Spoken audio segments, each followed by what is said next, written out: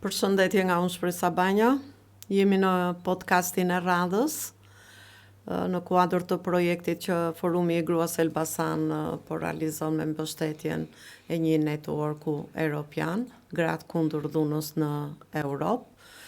Në kuadër të këtij projekti, Forumi i Gruas ka bërë shumë aktivitete përveç shërbimeve që ne realizojmë prej 25 vitesh tashmë. Kemi pasur dhe një shërbim lëvizës në kuadër të këtij projekti, ku psikologja dhe avokatja e Forumit të Gruas një ditë në muaj kanë vajtur në çdo bashki të qarkut të Elbasanit për të patur gratë dhe vajzat më shumë akses drejt këtyre shërbimeve.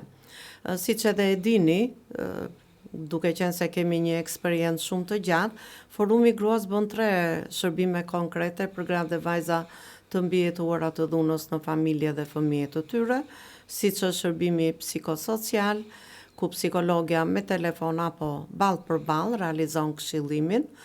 Shërbimi i dytë është shërbimi juridik, ku njëri avokat bën këshillime juridike dhe në rastet kur kërkohet një divorc për shkak të dhunës, ndjek dhe gjithë procesin e divorcit, ndërsa avokati tjetër është 24 orë në dispozicion të grave dhe vajzave që denoncojnë dhunën në stacionet e policisë në qarkun e Elbasanit. Dhe shërbimi i tretë është streza e emergjencave, pasi për fat keq në eksperiencën tonë të gjatë kemi parë dhe grave me fëmijët e tyre që na prisnin neve në mëngjes në shkallët e zyra Forumit të Gruas Elbasan. Për këtë arsye lindi sidomos dëshmëri që duhet edhe një stres emergjence, pasi gratë dhe vajzat me probleme dhune kanë shumë nevojë për këtë. Unë sot në këtë podcast kam ftuar një përfituese të Forumit të Gruas, e cila dakordsoi që se zakonisht me të mbijetuarat e dhunës ruhet anonimiteti, por duke qenë se zonja Adelina Koleci pranoi që të dali në këtë podcast, pasi Adelina nuk e ka dhe rastin e parë këtë podcast, Forumi i Gruas në bashkëpunim me një OJF në Tiranë ka bërë dhe një film, ku njëra ndër aktoret dhe aktoret shumë të sukseshme të këtij filmi ishte dhe zonja Koleci. Kështu që unë e kam ftuar sonte zonjën Koleci, t'japi një eksperiencë në lidhje me shërbimet që ajo ka përfituar pranë Forumit të Gruas Elbasan, por jo vetëm dhe nga strukturat shtetërore në qytetin e Elbasanit. Fjala për ju, zonja Koleci. Mirëmbrëma nderuar, të falenderoj shumë për ftesën dhe për të shpalos këtë eksperiencë.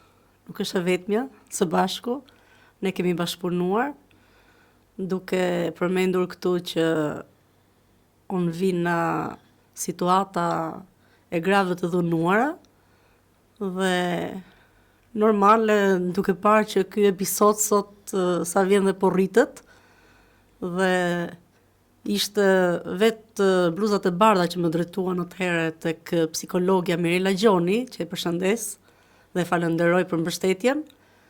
Dhe me të dana spitali kam kontaktu fizikisht me Mirelën, kur kemi diskutuar dhe më ka udhëzu duke ndjek rrugën ligjore, ku unë mund të përfitoja siç ishte urdhri i mbrojtjes, ku jam pajis që në 2015-ën më sa më mend, dhe ishte dhe ndihma e parë që ofroheshin ushqime dhe streza. Por ti siç e di që unë nuk është se u pajtova vetëm me këtë lloj ndihme dhe stonova, por duke qenë në kontakt gjithmonë dhe ishit një frymëzim i fuqizimit, çdo ditë përballesha me jetën dhe duke kërkuar dhe punë që unë t'ja dilja me fëmijët e mi, siç i përmend edhe ti që kam 5 fëmijë, 4 vajza dhe 1 djalë, dhe vërtet ishte vështirë, por duke u drejtuar tek këto dyrë dhe duke marrë ato të drejta që ishin ngrit për ne gratë, kur shumë prej nesh nuk i dinin, por ka qenë më lehtë. edhe për filmin siç e përmendej që ishte vërtet i suksesshëm dhe ajo eksperiencë. Pas asaj pastaj koordinoheshin zyrat e punës me forumin dhe me bashkitë ku dilnin këto projektet. Edhe si punë kërkuese tek zyrat e punës, pavarësisht se punoja edhe privat, unë gjithmonë isha e regjistruar tek zyrat e punës. Aty u miratu një projekt ku në qendër ishte të ngrinim traditën shqiptare, kur ishin prodhimet të zgja me fondacionin, bashkëpunim me fondacionin Gjonsli. Aty u punësum për një vit, dhe aty ishte një eksperiencë shumë e veçantë për mua dhe e paharruar, kur jo vetëm se i punonim këto produkte, por i reklamonim dhe i shisnim. Pas asaj pune pastaj vendos që të nxjerr një licencë, kur sot unë jam e punësuar në spitalin e urgjencës Elbasan. Punoj shërbimi. Nga forumi ju keni përfituar edhe procesin e divorcit. Ju keni bërë dhe një divorc me mbështetjen e avokates së forumit të gruas në Elbasan. Përveç urdhrave të mbrojtjes, që sigurisht që jeni asistuar dhe nga avokati i forumit të gruas. Dhe mua më vjen mirë që sot ti Adelina je një grua e suksesshme, sepse je nga ato gra që ke punuar, nuk e ndejtur vetëm me ato pagesë që shteti ka parashikuar për një të mbijetuar kur merr një urdhër mbrojtje, apo dhe për fëmijët e tyre, që normalisht forumi i gruas në çdo rast mundohet që dhe fëmijët t'i përfshin në urdhrin e mbrojtjes. Pasi fëmia që në barkun e nënës e ndjen dhunën që ushtrohet karshi nënës së saj.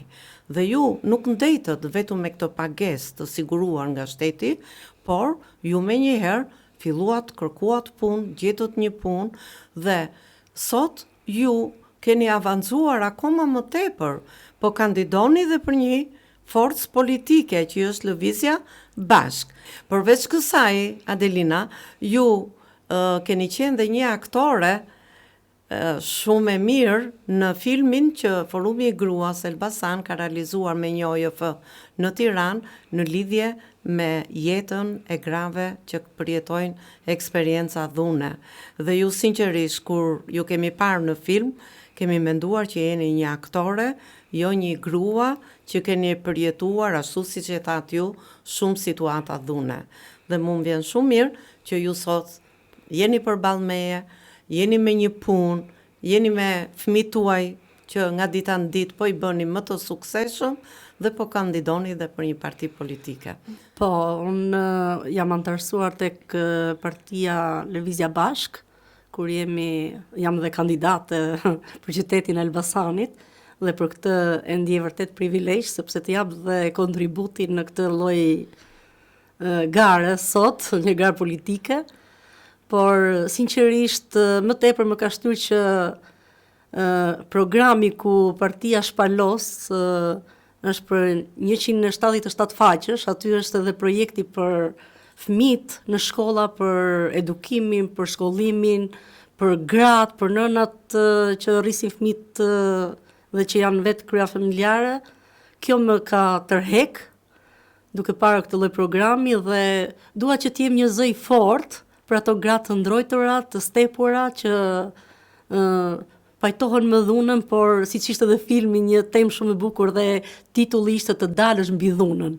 Edhe kjo vërtet do jem një zë shumë i fortë për gratë dhe për edukimin e fëmijëve, siç e di ti që unë kam marrë dhe shumë licenca për fëmijët, për moshët të treta, nuk e di, kam një ndjesi, kam dhunti, kam për kujdesje, du të tregoj ndaj tyre, dhe fati që unë punoj në spital, kjo që unë përballem çdo ditë me të mëshuar dhe me jetën, kjo më bën që ta shoh jetën me ngjyra, jo bardhëzit, siç isha një grua e dhunuar, apo siç mund të jenë shumë gratë të tjera.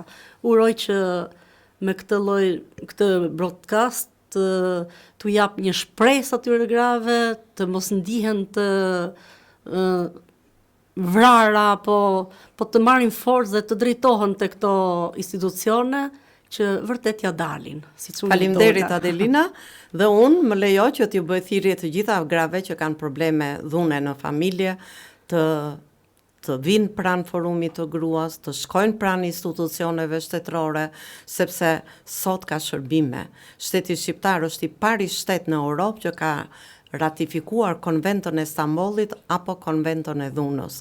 Kështu që bazuar në këtë dokument shumë të rëndësishëm, shteti shqiptar po merr masa jashtëzakonisht të rëndësishme për një grua që ka probleme dhune në familje. Siç e that, ajo merr një shpërblim për urdhrin e mbrojtjes që është 9.700 lekë për çdo grua. Ne zakonisht në çdo urdhër mbrojtje mundohemi të fusim edhe fëmijët e saj.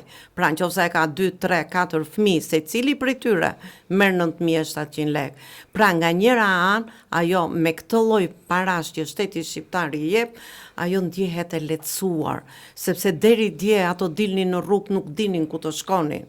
Dhe për fat të keq sot dhe familjet e origjinës, këto lloj grash që denoncojnë dhunën, nuk i pranojnë në familjet e tyre. Pra, me këtë mbështetje që u ka dhënë shteti, me këto shërbime që afron sektori OJF-ve, mos jetoni në marrëdhënie dhune. Mos lejoni që fëmijët tuaj të kalojnë të njëjtat situata. Jepini fund kësaj situate dhe filloni një jetë të re dhe të pavarur me ju dhe me fëmijët tuaj.